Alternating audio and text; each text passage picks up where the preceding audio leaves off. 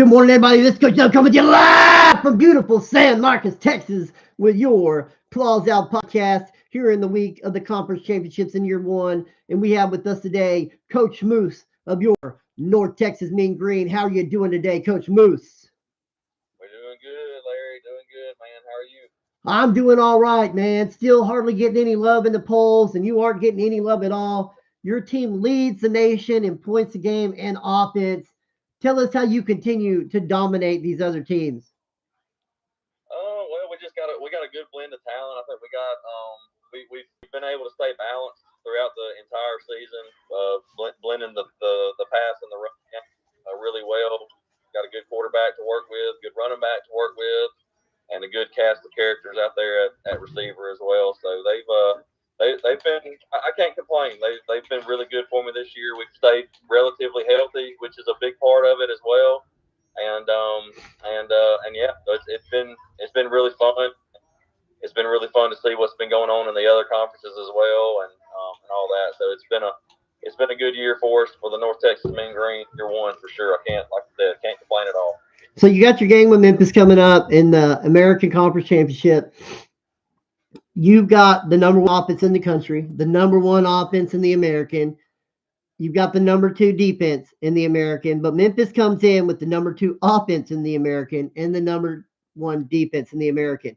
So y'all's numbers are so close, but one defense is supposedly better than the other. How do you feel this game is going? You're going to feel that it's going to be the defenses that show up, or y'all feel like it's going to be the opposite show up and you're going to be in a shootout? I honestly, I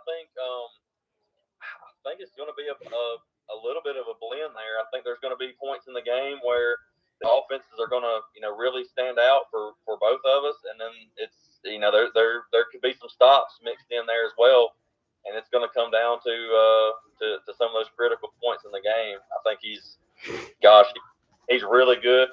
Fun keeping up with him all year, being in the same conference with him, so we've kind of been like you said, mirroring each other all year as far as the team stats go and everything. So it's been really fun to see kind of this collision course come to this point at the conference championship week. So he's super efficient. I think he runs his offense super clean, and I think it's going to be a fun game for sure. So y'all are both averaging over 45 points a game, and like I said, defensively, just both holding teams under 11 points. It's going to be interesting what the over/under on that game would be. I can't really see it being somewhere over in the 50s, but there's a good possibility of that happening. I think right now your over/under you're looking at is 48 and a half, meaning it would have to be a 28-21 game. It's hard to pick a favorite in that one. The point spread is probably minus 1.5. I got it going your way, even though he's ranked. But you know how the betting books always get it wrong. They've got him at minus 1.5. But I've got you winning this game outright. So tell us what is going to be the main factor in you winning this game if you're going to be able to get it done. What do you got to do on the field? I think we're going to have to kind of stick to our guns, stick to the way we've played all year. Don't try to get don't try to get fancy or cute and do stuff that'll get us in trouble. I think being efficient and being clean is going to be is going to be what matters in this game. As long as we can stay away from turnovers and be efficient with the football, don't put the performance way, and maybe pop a few explosive plays here and there when we need them.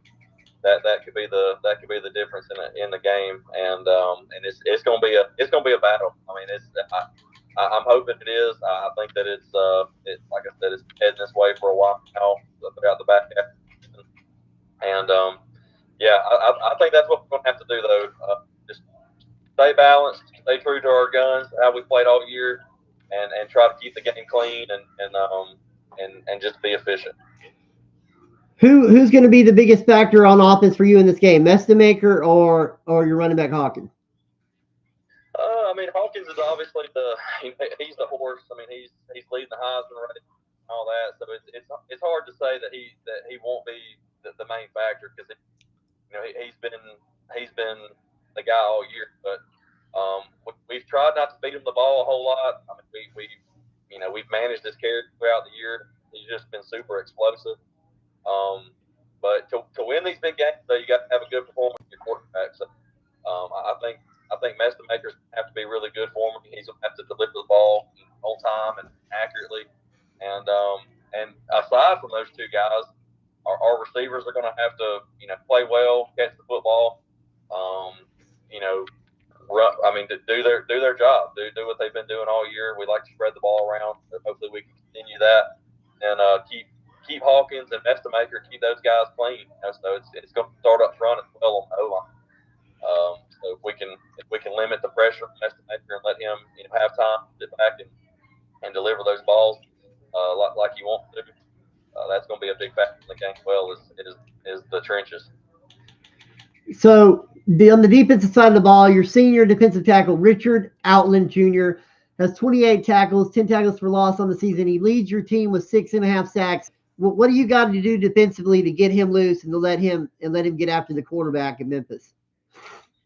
Yeah, we're just gonna have to try to create pressure through multiple looks and all that. Just try to create some havoc back there. We've struggled at times getting some pressure here and there consistently on defense throughout the season. So, I'm hoping in this game we can kind of break loose and like I said, muddy up the pocket for his quarterback back there because he's super clean all year. So if you don't get pressure on him, he could pick you apart. There ain't no doubt about that. But, yeah, that's will be a necessity though. We're gonna have to create some pressure for him and beat his brain up a little bit and hopefully create some inaccurate throws and all that good stuff. So it's that's going to be an interesting matchup to see up front.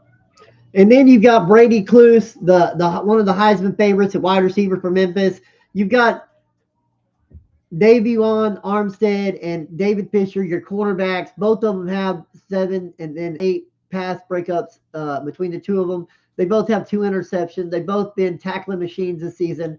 Armstead has been had a couple tackles for loss. Who?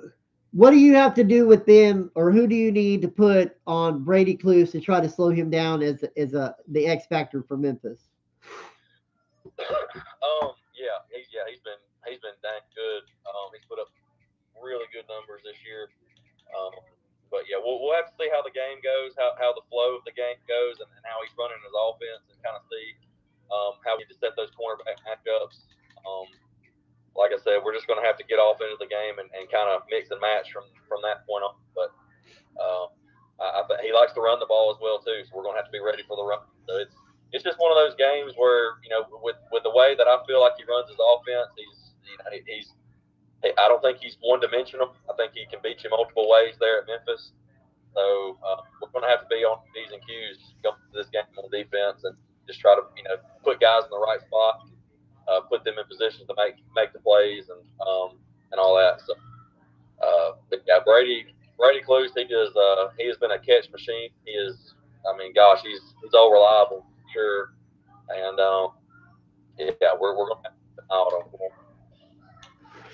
So on the defensive side of the ball for Memphis, William Whitlow Jr. doesn't have a lot of tackles on the season, but he does have 10 tackles for loss and 8 sacks. Mm-hmm. How do you slow down the Memphis pass rush and the pressure he's going to put on your quarterback? We'll have to shift the line a little bit. We'll have to kind of, like you said, we'll have to pinpoint where he is on when we come out of the huddle on offense. So we'll have to always keep him in our sights and not lose track of him because he can wreck a game plan if you let him get loose. As you said there, with the double digit sacks. That's anytime you can get around that double digit range in sacks, you're a pretty big force. So Yeah, it's going to be a matter of breaking the huddle, figuring out where he is, and then adjusting from there. and he leads the conference and pressures on the quarterback. And that's the reason quarterback Amari Cooper of the Memphis Tigers has been able to get 4 interceptions because he pressures the quarterbacks into making some bad throws. If you can negate that, that'll really help you with your offense. And if you also know where Amari Cooper is lining up, you can try to distribute the ball around him and not directly at him because he is a force to be reckoned with too. Oh yeah, yeah. So the game like on paper. I think it's going to start. Sorry, but I think it's going to start up front. Like I said earlier, it's going to be it's going to be that game within the game there in the trenches between both sides of the both teams, O lines and D lines right there. As far as trying to keep the pocket clean for your quarterbacks and also creating creating holes for your running backs to go to work. So it's that's where every game starts, man, is up front. So that's what we're looking for. Yeah, on paper, this game looks to be one of the best games of the year. I wish you the best of luck. We wish luck to the Memphis coach as well. May the best team win. So go Mean Green, coach. Yep, I appreciate it, Larry. Thank you for having me on, and it's been a fun ride so far this year. It's a great first year for our conference and the American Conference with myself, Memphis, and Tulane. I think we got a good three teams in the conference for sure that I'm sure we'll be battling it out for years to come. So it's like I said, it's been a fun first year, and I'm looking forward to it. And it's if Memphis is listening later on, good luck, brother. I know we've been DMing back and forth and stuff, trying to get the game, on each of our schedules. So I'm looking forward to it, and it's gonna be fun. All right, man. I appreciate it as always. We'll do this again soon. Yep, appreciate you having me. All right, folks. That's been your North Texas Mean Green coach, Moose. And this is Coach Dub. Until next time, signing off.